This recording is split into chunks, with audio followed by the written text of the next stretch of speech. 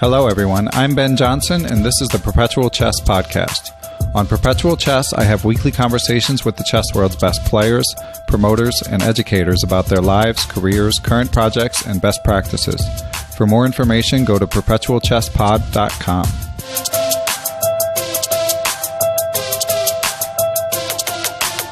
Okay, I'm here with Grandmaster Ben Finegold, another old friend of mine, one of America's stalwarts in the chess scene, great educator and teacher. Ben, thanks for coming on.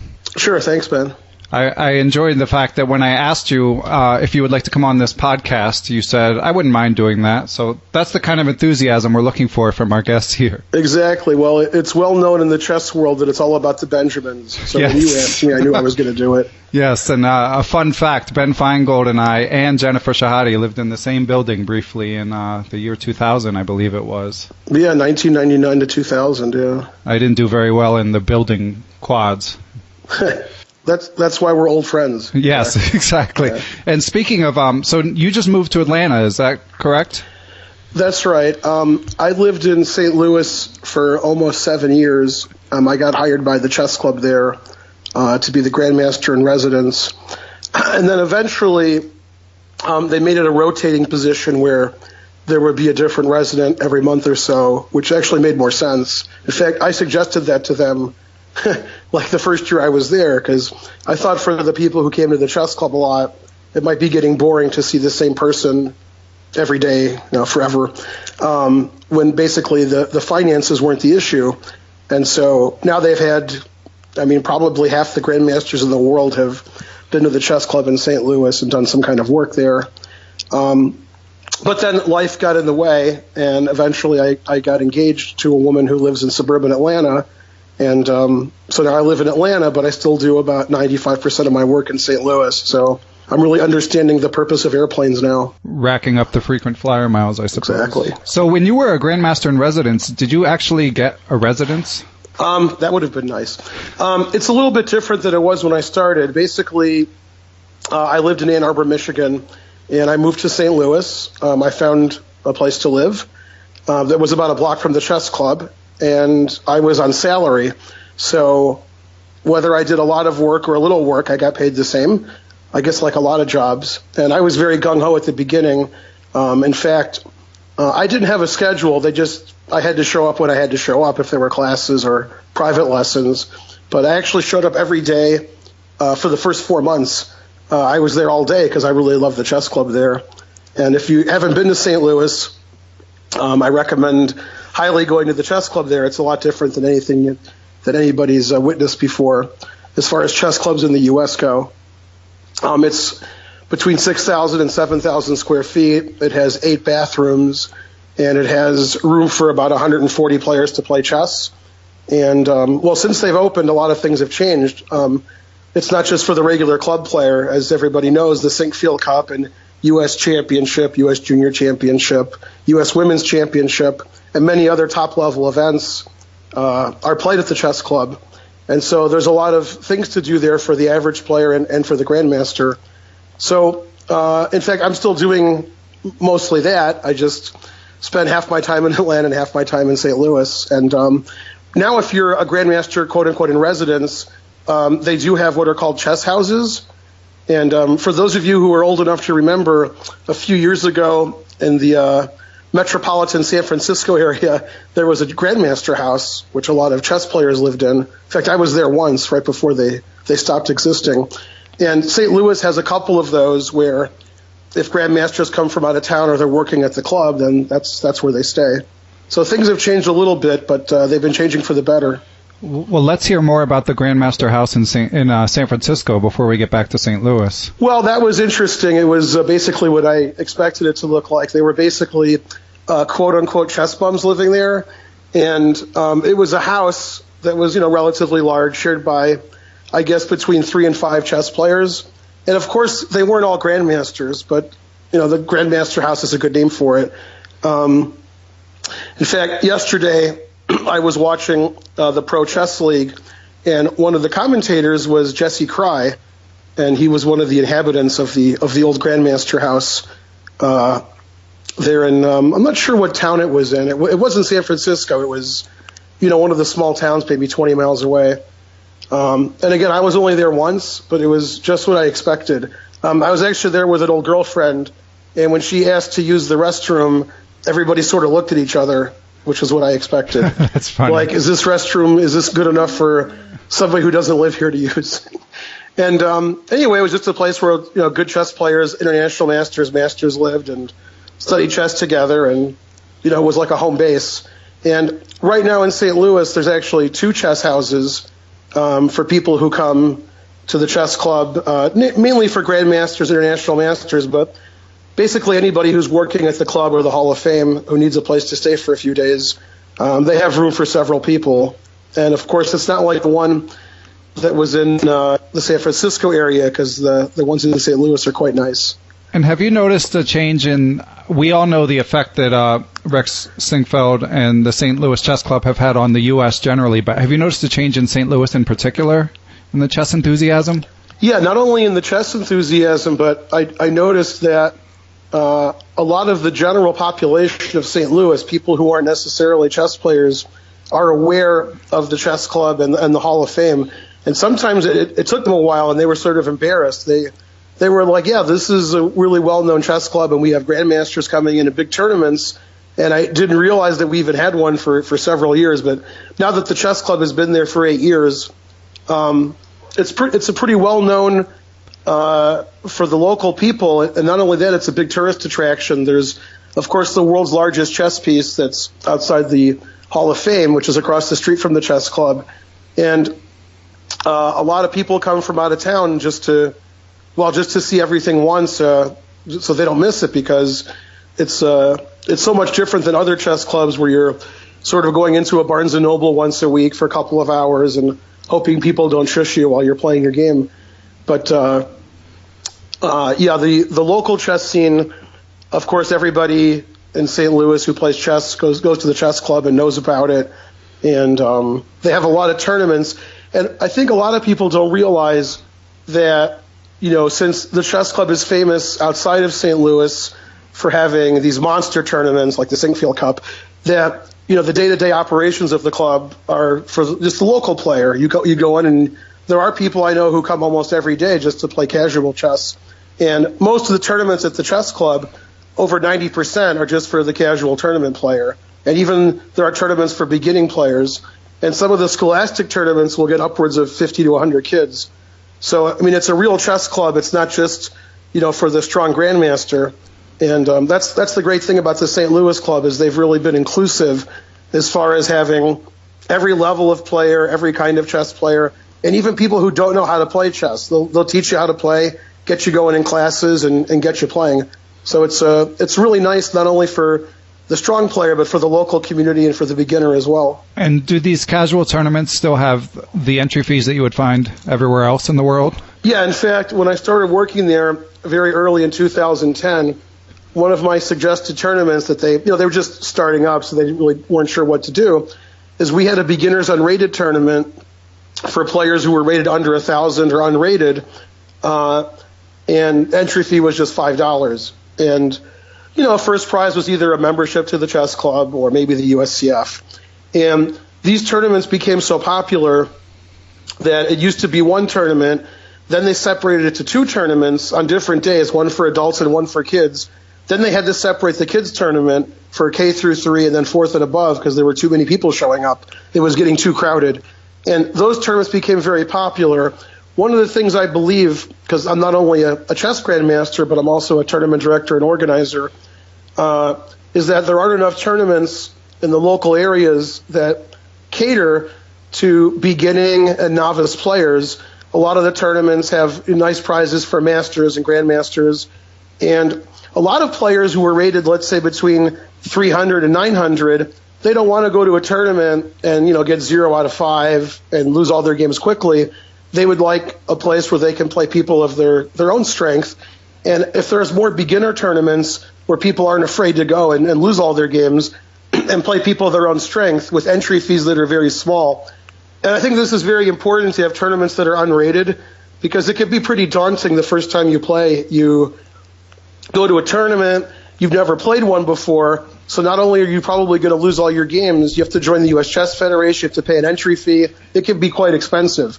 So I think, the first few times you play chess, it shouldn't be such an expensive endeavor, and it shouldn't be getting beat up on. You should be able to play other players like yourself. And that's one of the things, again, I've said before, that the chess club in St. Louis does well. We cater to all kinds of chess players. And even though I live in Atlanta and I'm starting my own chess center in the fall, I still go to St. Louis a lot because they have chess for everybody there. Yeah, I'm eager to talk about your chess center in Atlanta. There are rumors posted on Reddit about it, but now you can out the actual details. But first, one last question. So regarding St. Louis, so are you still salaried with them, or are you just working a la carte for them now? No, actually, after working there for about 2.5 years, we had sort of a parting of the ways where I would be salaried, and they had like the rotating GM position. The first Grandmaster who was a resident after me, after I stopped being a salaried employee, was Yasser Seirawan.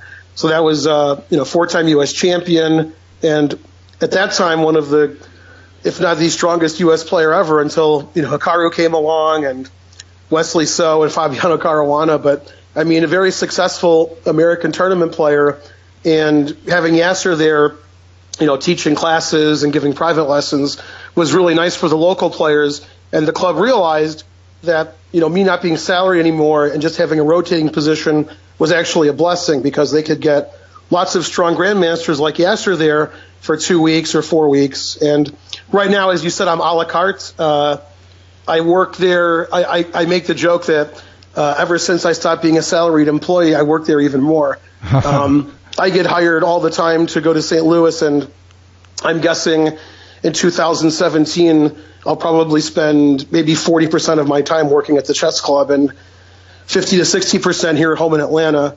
In fact, just recently I got invited to 2 Grandmaster tournaments there, one in February, one in March. And then March, April is going to be the U.S. Championship. I've been hired to do commentary for the live audience along with Alejandro Ramirez. And I expect to teach 3 chess camps there in the summer and to do commentary for the U.S. Junior Championship. There's always events going on there, and they like my commentary, and I know everybody who works there, and they've known me for a long time. So I usually am the one that gets hired pretty quickly. And they like to hire new people also. People are interested in coming to the club.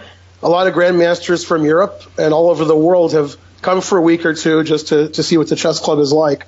So I think it's actually better for everybody that it's not just a one Grandmaster chess club, and you see the same person for years, but they get a cornucopia of lots of Grandmasters in the world.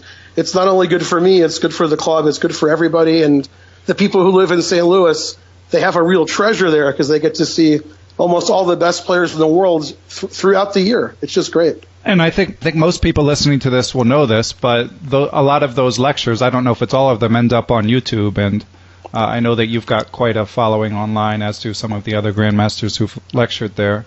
That's right. At some point, they started recording all of the lectures that were done by the various Grandmasters. Again, in 2010 and 2011, it was just me.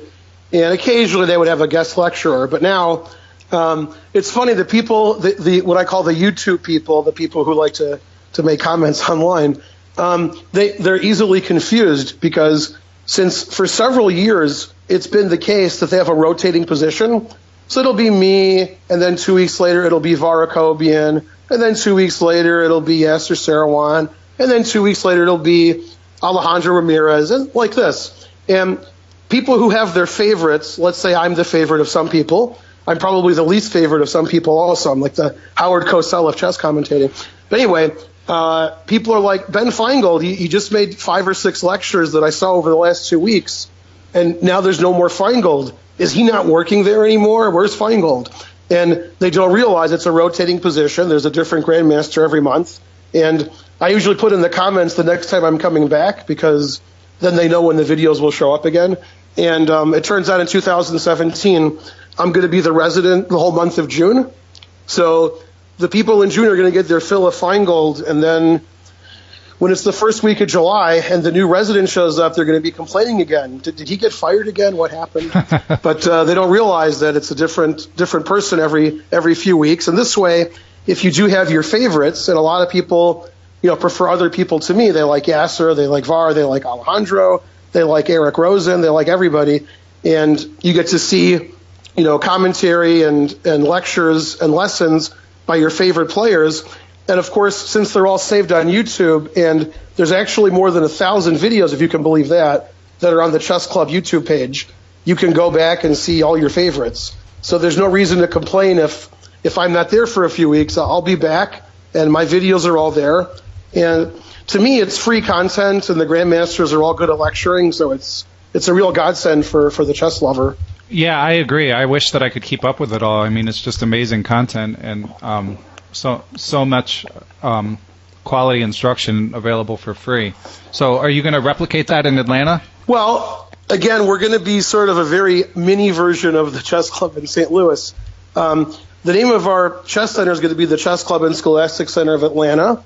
And actually, some people probably think we're stealing the St. Louis name and just putting it in Atlanta, but that actually was our fourth or fifth choice of a name. We wanted to have something like the Atlanta Chess Center, Atlanta Chess Club, something like that. But those names were actually already taken by existing or previously existing chess clubs here. So we wanted to have a new name, a new chess center, and we are very interested in having online content. We have a website already, which is the Chess Club and Scholastic Center of Atlanta. And actually, it's funny that we're doing the podcast today. Today is the day we officially got our business license, which we applied for 2 weeks ago. So it took a little longer than we expected. So we're now an LLC in Georgia, and we have a Twitter page. We have a Facebook page. We're getting the internet stuff all taken care of. We're going to have a YouTube page. Probably not the quality that you would see from St. Louis, but we'll do our best to bring a quality product for free to the public, and hopefully the local people in Atlanta will see the videos and see our website and come join our club.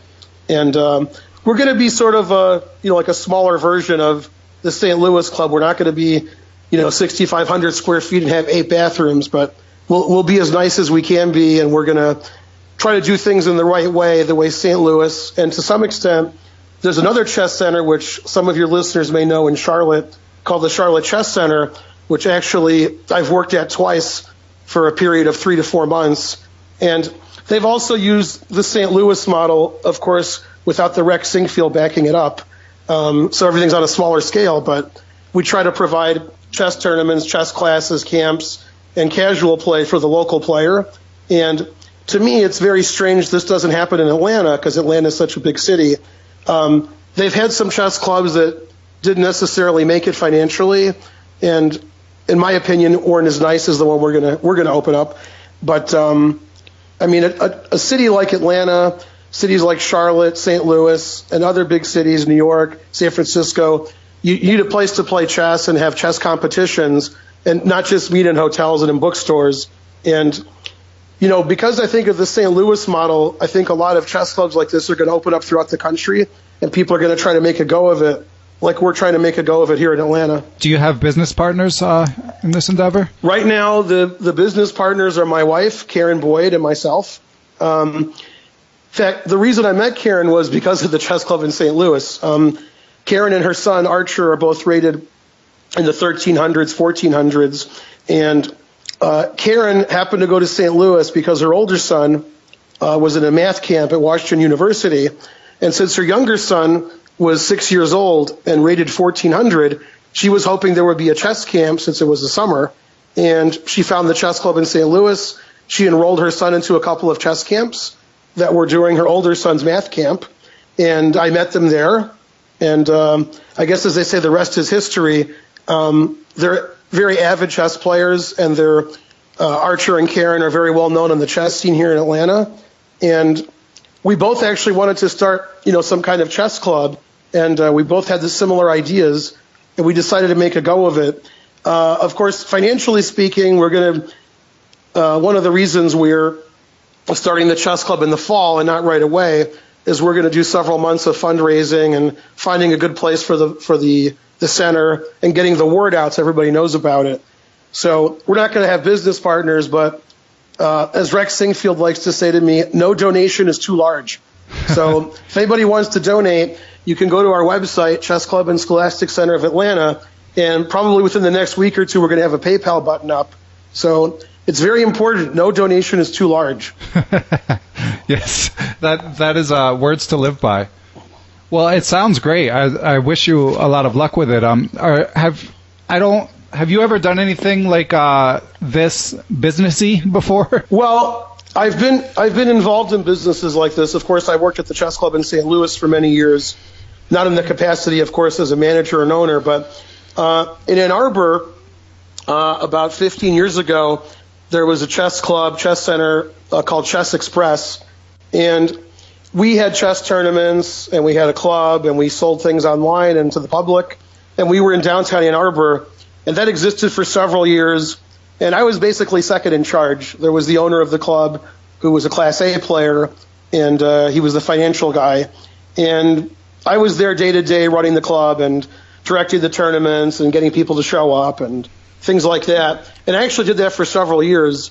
So eventually we became sort of an online store because financially that was much more beneficial, and we were selling chess equipment and all kinds of chess-related things online. And we actually got pretty good at that. So that business part of the chess club I got to know quite intimately, as well as other things that are related to chess clubs. So I've been around the chess club scene for a long time, and I've seen them, be successful and fail, and what works and what doesn't work. And we're going to try to have a business model of doing things that work, that are popular, that make money, that the people enjoy, and that we're able to do. And if it gets too big, we'll have to hire some employees, but otherwise it'll just be me and Karen running the show. So what is your sense of what doesn't work for chess clubs when they fail? Yeah, that's interesting because sometimes people try to do too much. They want to have big tournaments with huge prize funds and lots of people show up, and they do things that may be sort of risky, or they'll hold classes or lessons that people aren't necessarily interested in. So one thing, for example, I want to do, I want to have classes, 2 or 3 times a week, sort of like they do in St. Louis. And I'm very interested in getting the local master scene involved. I don't want it to be where it's a Ben Finegold lecture, and it just goes on and on for weeks and months. There's a lot of players in Atlanta who are rated over 2,300, and I want to get them involved too, where if they want to give private lessons at our club, or if they want to lecture, once every 2 or 3 weeks, and we can get sort of a chess scene going here. And I want to have tournaments for scholastic and lower rated players and beginners, not just for master players, and do things that are good for the community and for the general chess population, not just for one segment.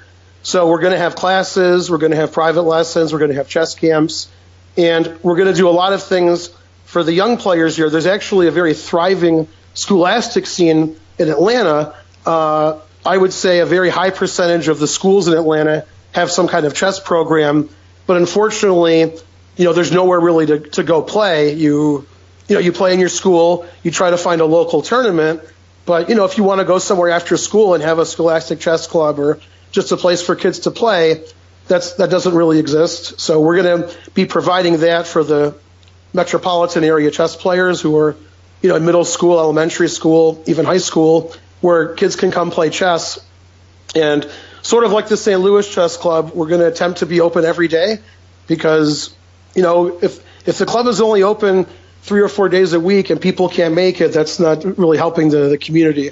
So we want to be open. We want to be there for the general chess player, the average chess player, and we want everybody who plays chess to like our chess club, not just, as I said before, a certain rating level, a certain segment of the population. Our chess club is going to be inclusive for kids, adults, low-rated players, high-rated players, and we're going to try to have events and classes that are there for everyone. Sounds great. We'll have to have you on in a couple years, and you can update us on how it's going and what you've learned from the process of actually opening it. That sounds great. Hopefully, we'll still be there in 2 years. Yeah. So you mentioned you're playing tournaments in February and March. When you get a chance to play, do you do much preparing these days? Well, that depends. When I play in some local tournaments where I'm the highest rated player and I'm trying to pick up $100 or just hang out with Karen and Archer who were playing in a tournament, okay, then I just sort of do what I want.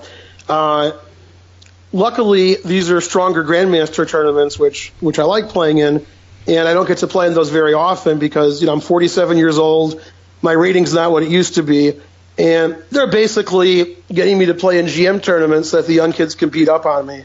And in fact, one of the GM tournaments I played in last year at the St. Louis Club, I think I was the only player over the age of 26, and I was like 46. So that seemed unfair. But when I do play in these stronger tournaments, then I do prepare, and I try as hard as I can and hope to get some of the old magic back, which seems to have been missing for a while. Luckily, the tournament in March is going to be one round a day, and most of the GM tournaments in St. Louis are either 5 or 6 days because it's hard to get people who can, take 10 days off of their life and play in a GM tournament. But the one in March is 1 game a day, so I'm going to do a lot of preparation for that.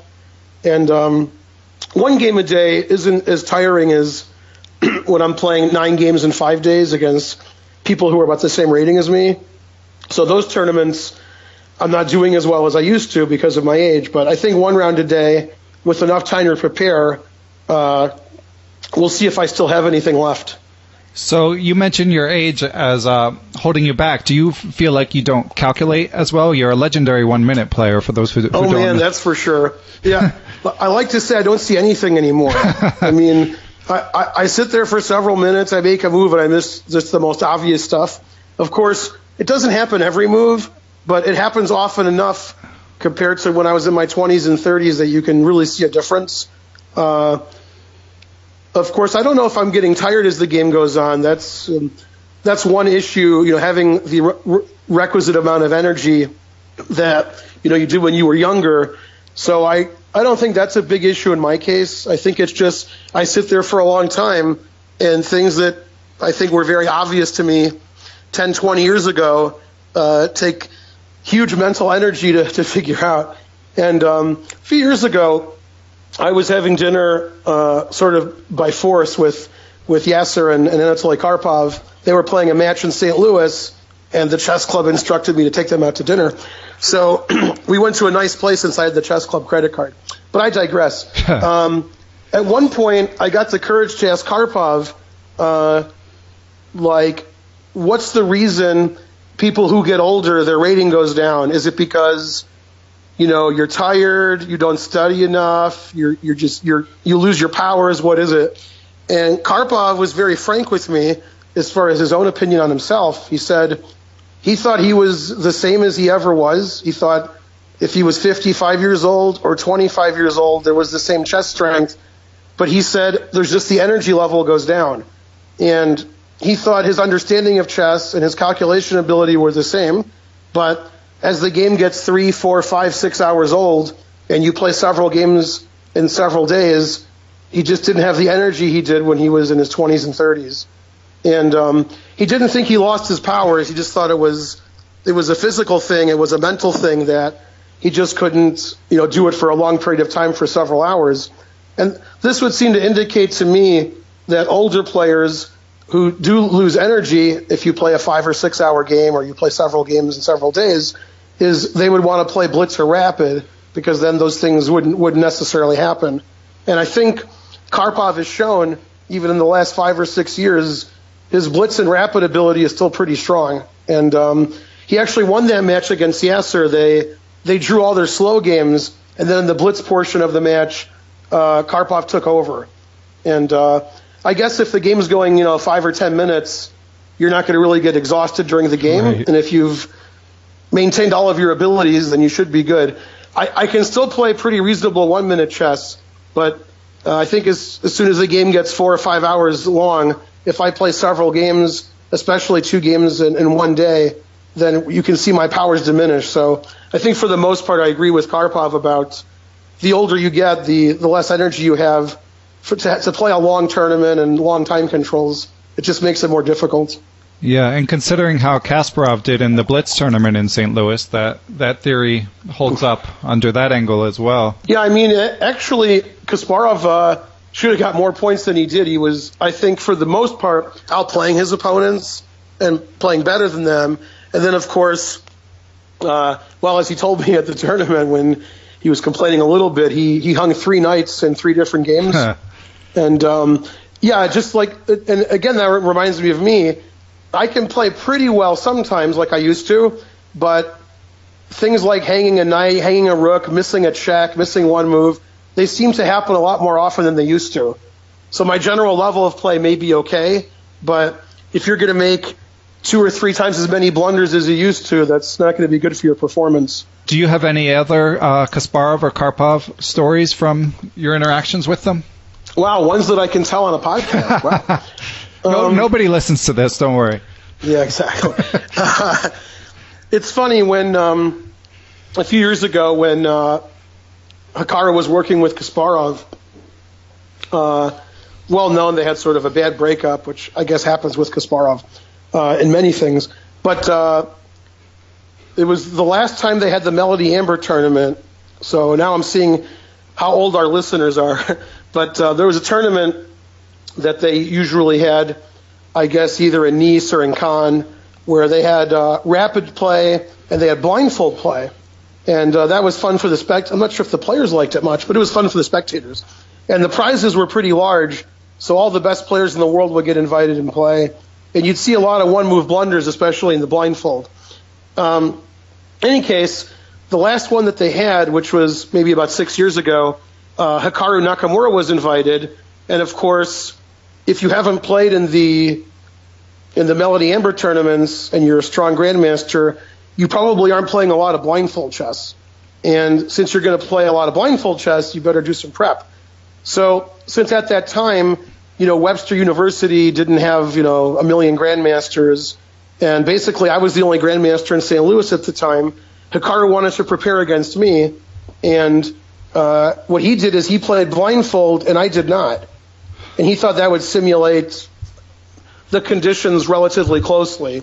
And he won the first game, and the next 3 games were draws. And he was pretty unhappy about that. And I remember at some point between games, there was a phone call from Garry Kasparov, and Hikaru ran to the phone in some office and was talking to Kasparov for a long time about one of the games and getting admonished about his endgame play.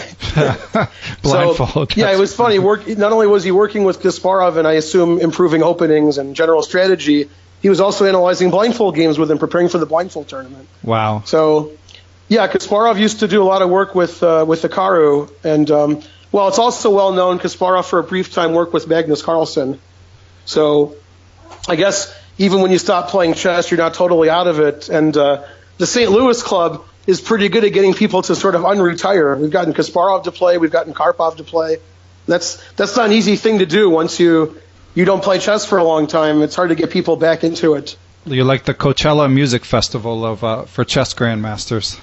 They're always getting quote unquote retired bands to come out of retirement and give a concert.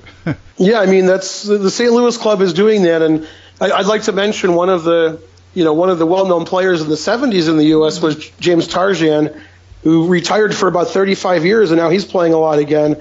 I haven't seen him in St. Louis yet, but I expect to. Tarjan's playing chess again, obviously not at the level he did in the 70s, but it seems like he still enjoys it in his retirement, and it's nice to see the players who, we heard of and they were top in the U.S. who stopped playing. We can get them playing again. One thing I want to mention, one of my good friends, Stuart Rachels, who was U.S. champion over 25 years ago, he hasn't played tournament chess in over 20 years, and he's a professor at University of Alabama. He actually comes up to Atlanta occasionally because he has family and friends here, and he actually stopped by my home here a few months ago, and we looked at some chess, and we talked about old times, and he's actually writing a chess book right now. Now, getting him back into chess, that's going to take some doing, but he does follow chess. He's writing a chess book. He does chess puzzles. So if we can get these former U.S. champions back into chess, people like Patrick Wolf, who's playing in the Pro Chess League and still playing at a very high level. Now, getting Patrick back into tournament chess, that's going to take some doing.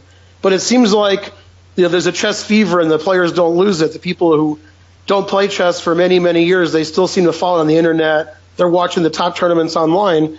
And because of the St. Louis Chess Club having all this great online commentary with Yasser Seirawan and Maurice Ashley, Jennifer Shahadi, and Alejandro Ramirez, it's pretty easy for players of the past to follow the chess scene now and see all the top chess games. And how closely do you follow the international tournaments that are taking place? As we record this, it's been quite a week. Yeah, I've been pretty busy this week basically doing that. I'm very interested in watching the games live, watching the commentary. People like Gustafsson and Svidler and Lawrence Trent. Of course, for Gibraltar, I like watching the Ginger GM. Simon Williams is pretty funny. And there's so many strong grandmasters playing at the same time. It's mind-boggling. I actually woke up late today, and I was upset that I was going to miss some Tata Steel, and then I noticed it was a rest day today. So I guess I rested when it was the rest day, and then I started watching Gibraltar and seeing there's a lot of American players playing in Gibraltar, probably at least 10.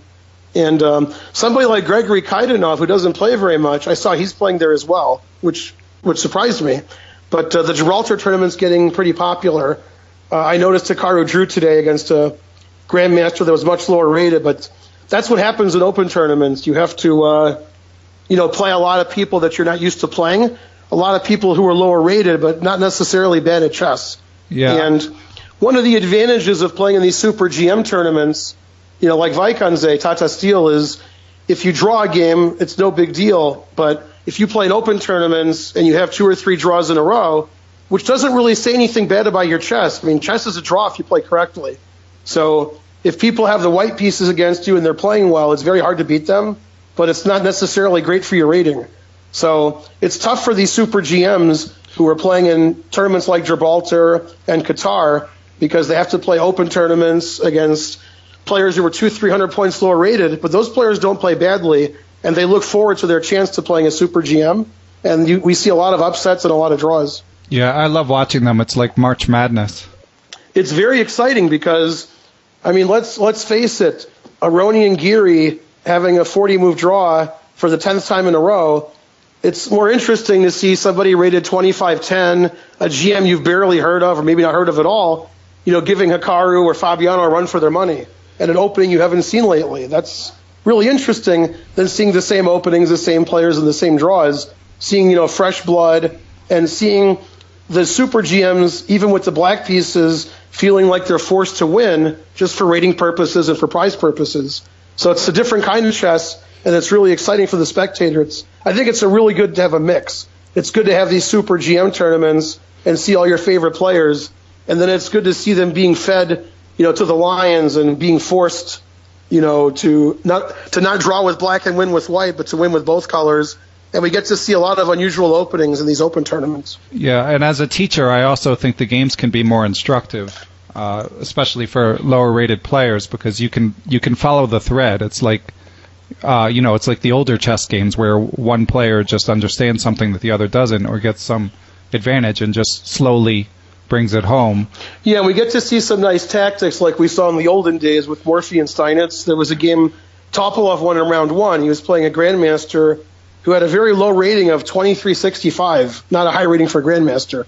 And this was round 1 of Gibraltar, and there was a blunder on move 15, which, it was a tactical blunder. It wasn't a very simple thing, but of course Topalov spotted it, took advantage of it, and won the game very quickly. And that's not something you see very often at the Super GM level. So it's very instructive, it's fun to watch, and it's fun when you can see the difference between a Super Grandmaster and just a regular Grandmaster like myself. I don't get to play those guys very often, and I think the reason is, they don't want to see me embarrassed. So, do you have any aspirations of going to a tournament like Gibraltar sometime? I wouldn't mind going to Gibraltar, but financially speaking, it's not something on the radar right now. When I do play in tournaments, there's a financial motive where I'm getting an appearance fee or I'm likely to win a prize. And in a tournament like that, that's going to be more of a fun thing. And unfortunately, at this time, my finances do not warrant that. But I guess if I ever get to retire and I want to go get beat up, that would be a fun place to get beat up. Yeah, I was going to ask, I know a couple years ago you were doing some crowdfunding for you to play in tournaments. Was that helpful? Wow, that was many years ago. Yeah, that actually was helpful because playing in chess tournaments is expensive if you're not winning all of them. I can win a lot of local tournaments, but if I'm going to the World Open or the Chicago Open or National Open, I'm not really a favorite to win a lot of money in those events, and they can be expensive. And yet, if I want to play other Grandmasters and improve my game, I need to play strong players. So right now, that's not really my main focus. I'm not trying to get better. If I want to play Grandmasters, I can play in some of the GM tournaments in St. Louis. And since I don't really have a lot of aspirations now to improve my game, there's no real reason to travel all over the country and play in strong tournaments anymore. Giving chess lessons, giving classes, working in St. Louis, starting a chess center here, that takes up plenty of my time.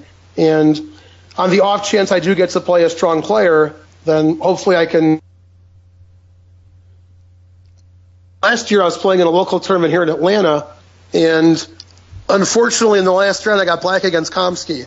And that's not something that happens very often when I'm playing in a local tournament with not, like a huge prize fund. But this was a Goichberg tournament. It was a CCA event, and I was doing well, so I got crushed by Gata. And I usually don't play players of that level in the last 3 or 4 years.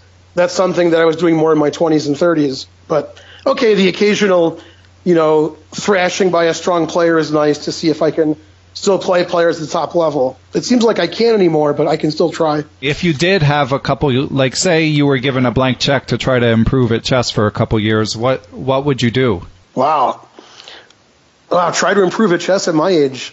Well, I think and I recommend to my students, the way to get better at chess is to play stronger players and to play slow time controls and to do a lot of work analyzing your games in the openings. So for me, I would probably try to play in tournaments where I was one of the weaker players, either a round robin that was, category 11 or higher, or play in open tournaments like Gibraltar that are very strong. And then I'd have to just do a lot of study. I'd have to do a lot of preparation for the tournaments and do a lot better opening preparation than I have right now. And it would just be a lot of work. So it would be a blank check to try to get better, but I think more important than the check would be, the willingness to put all the time in to do the work it takes to play at that level. And, I don't have that kind of drive that I did 20 and 30 years ago. Now I'm just sort of relaxed and, trying to make money here and there and do chess things that aren't necessarily going to get me better at chess, but be good for the chess community as a whole. So yeah, I don't really have that drive anymore. And if I had to do that, then I would have to really focus on improving my own game and working hard at that. And then, just traveling and going to the strong tournaments. There's a lot of strong tournaments in Europe in the summer where the open tournaments have 20, 30, 40 GMs. In fact, a good example, I think, coming up relatively soon is a tournament in Reykjavik. And that's an open tournament, but they're going to have maybe 50 Grandmasters. And so if you can somehow get by round one, the game that you're paired down, then you got tough pairings the rest of the way. And tournaments like Gibraltar, Reykjavik, the World Open, I'd have to play in those events against players who were 20, 30 years younger than me, sometimes more than 30 years, and try to get my opening preparation where I'm not getting crushed right away. And hopefully I can, what we call old man them, and right. Use my old man strength and beat them in an even endgame. It's my only hope. Right. Yeah, there's the old man game in basketball, and it applies to chess as well. So, what about for your students? Do you have a philosophy or something that you think kids should emphasize, or adults looking to improve should emphasize more than other aspects of the game? Yeah, I actually have a lot of philosophies. It seems that most people who are trying to get better focus too much on their opening preparation and not on getting better at chess in general.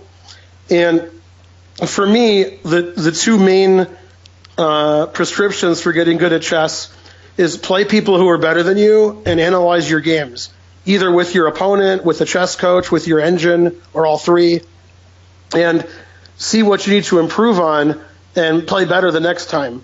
A lot of people are playing in tournaments where they're not getting enough competition.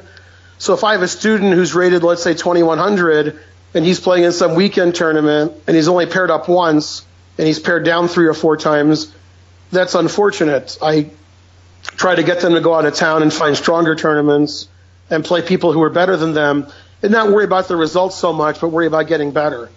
So, gaining rating points, getting more confidence, and never offering or accepting draws. The more chess you play, the better you get. And if you're taking draws on move 10 or 20 without having a fight, you're not improving your chess game. So I'm really against draw offers for my students, and I'm really against them playing weaker players. I want them to play strong players, and I want them to try as hard as they can and play slow time controls. And I think if people are playing too much blitz and too much bug house, and in between rounds they're playing blitz between, they're just not taking the tournament seriously. I think if they put a lot of effort into their game and they work hard when they're not at a tournament, and then they play good players and they're confident and they improve their game, that they can get a lot better. And you have to love the game, but you have to work hard also. And I think all the effort you put into your game, you'll see results when you play in strong tournaments. And some people just want a magic formula. They're like, you're a grandmaster, give me 2 sentences so I can go beat everybody. But the 2 sentences are work hard and play better players. It's not me telling you some chess secret. And unfortunately, chess isn't very forgiving because you can play at a very high level for a long period of time, and then one blunder really ruins it. So I focus a lot on seeing the opponent's threats, not blundering, and trying to figure out what the opponent is trying to do, as opposed to most chess players, which is spending most of their time trying to figure out what they're going to do. If you figure out what your opponent's going to do and you don't let them, you're going to lose a lot less often. So I only have a couple more topics I wanted to hit on. You've, I feel like you have your finger on the pulse of the international chess scene. So I was curious who you think has the best chance of supplanting Magnus, if anyone. Well, I've been very impressed the last several months with Wesley So. And I have to say, many years ago, I'm going to say 2010, 2011, I was playing in the Spice Cup tournaments in Texas when Susan Polgar was at Texas Tech, and she was having really strong round robins. And I would always play in the B group or the C group, and they would let the good players play in the A group. And one of the tournaments was the first time I'd seen Wesley So, and he was, 2,600 FIDE. He was like everybody else in the group. And he had a lot of draws. In fact, I don't remember him winning a game. I think he had something like 8 draws and a loss. But when he would analyze the games afterwards with his opponents, I was thinking, wow, this guy's great. This guy sees everything and knows everything. He doesn't win any games, but he really plays well. I was really impressed with his analysis and his understanding of the positions and his opening preparation. And I was sort of surprised that he wasn't doing better. Of course, players at the tournament were pretty strong. And so I'm not surprised at all to see him, become one of the top 5 players in the world. And I think over the last 6 months or so, he's been the best player in the world. And, of course, you can't shortchange Fabiano. Fabiano's great, and has a universal style, number 2 in the world. And I wouldn't be surprised if the next world champion after Magnus was one of those 2 guys. And maybe there's an outside chance in the next 3 or 4 years, somebody like Wei Yi or, let's see, who else was I thinking of? MVL is possible.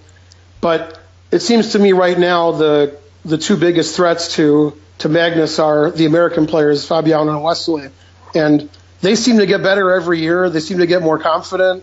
They sort of firmly planted their positions at number 2 and 3, although that could change. Maybe by the time this interview is being played on the podcast, maybe they'll be number 1 by then. Who knows? Yeah, it's getting so. pretty... But yeah, those guys are good, and I think even though they would be maybe a very slight underdog against Magnus in a match, that it wouldn't be a huge surprise if they were the next world champion.